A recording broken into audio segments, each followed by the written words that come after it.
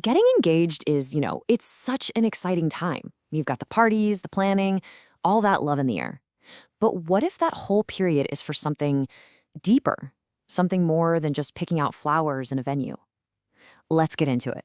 Because the time before you say I do is probably the most important observation phase of your entire relationship. So let me just ask you this straight up. Is your engagement really just about planning a massive party? Or is it maybe the final real-world test drive for a lifelong partnership? How you answer that question? Well, that's going to set the stage for everything we're about to talk about. And this right here, this is our golden rule for today. Seriously, think about it. The whole falling in love part, that's kind of done.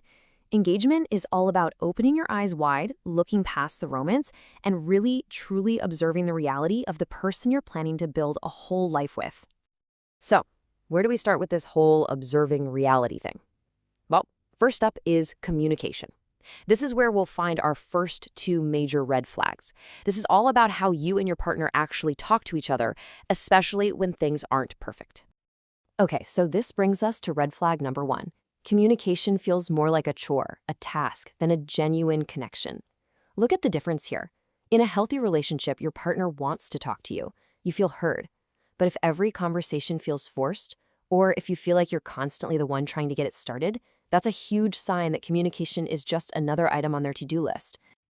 And what does that actually look like day to day? Well, it's those inconsistent texts that leave you hanging. It's the dry, one-word answers that just kill the conversation dead.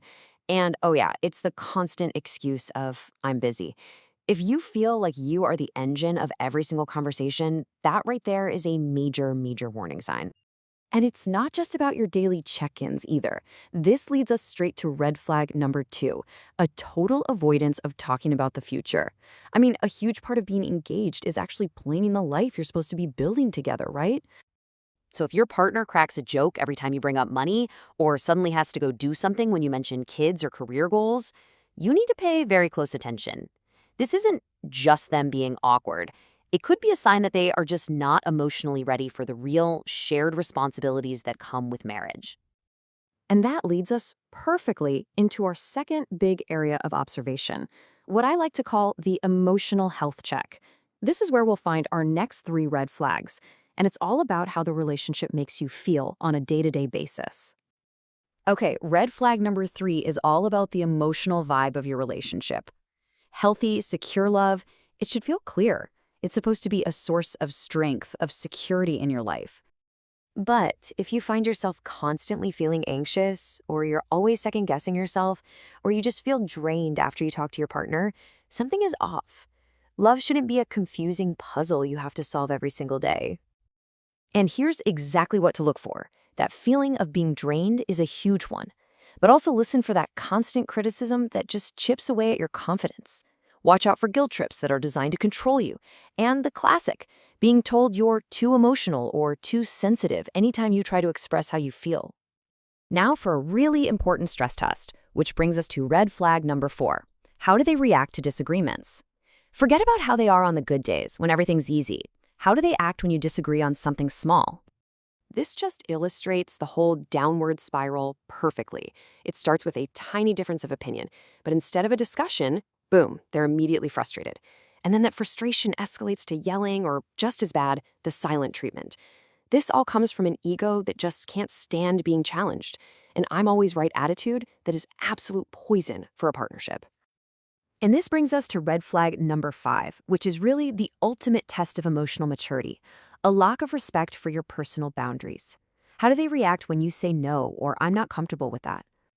Listen, if you ever hear this phrase or anything even close to it, that is a 5-alarm fire. This is not a plea for love. This is emotional blackmail, plain and simple. It's a manipulation tactic that shows a profound lack of respect for you as a person. A real partner respects a no, full stop. All right, let's move on to our third and final area of observation. This one's all about the outside world, covering our last 2 red flags. We're talking about authenticity and the pressures that come from other people. First up, let's just ask this simple but really powerful question, which points us right to red flag number 6. Your relationship is being controlled by other people. When you two are making big decisions, whose opinions seem to matter the most? I mean, if your partner's family is dictating every single choice from the venue to your finances, that is a huge problem. Listen for the phrase, well, my mom said, or my dad thinks, being used as the final word on everything. If you can't make decisions as a team of two now, believe me, marriage is only going to make that interference 10 times worse. Now, let's flip the coin and look at the total opposite, which is our seventh and final red flag. This isn't about too much outside interference, but about something that seems a little too perfect on the inside. Let's call it fake perfection. This comparison is so important. A real partner is a real person. They have flaws and they'll admit to them. They'll disagree with you sometimes because they have their own thoughts. But a partner who's performing fake perfection, they seem flawless. They agree with everything you say, they overpromise on everything, and honestly, it can be a sign they are hiding who they really are.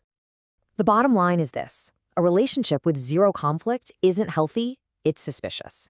If your partner is just a mirror, always saying exactly what you want to hear, you gotta ask yourself, who is this person really?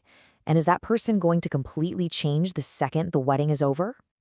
So, we've covered a lot of ground here, from communication breakdowns to emotional red flags. 7 of them in total. Let's bring it all back to that one central idea we started with, our guiding principle. And here it is again. If you take one thing away from all of this, let it be this: love is amazing, but observation is absolutely essential. Your engagement is your last best chance to see the reality of your future life together with clear eyes. So we'll leave you with this one question. This isn't about looking for flaws or trying to find a reason to end things. It's about making sure that the person you're about to marry is the person you truly see and truly know. So are you just planning a wedding, or are you actually observing the reality of your future?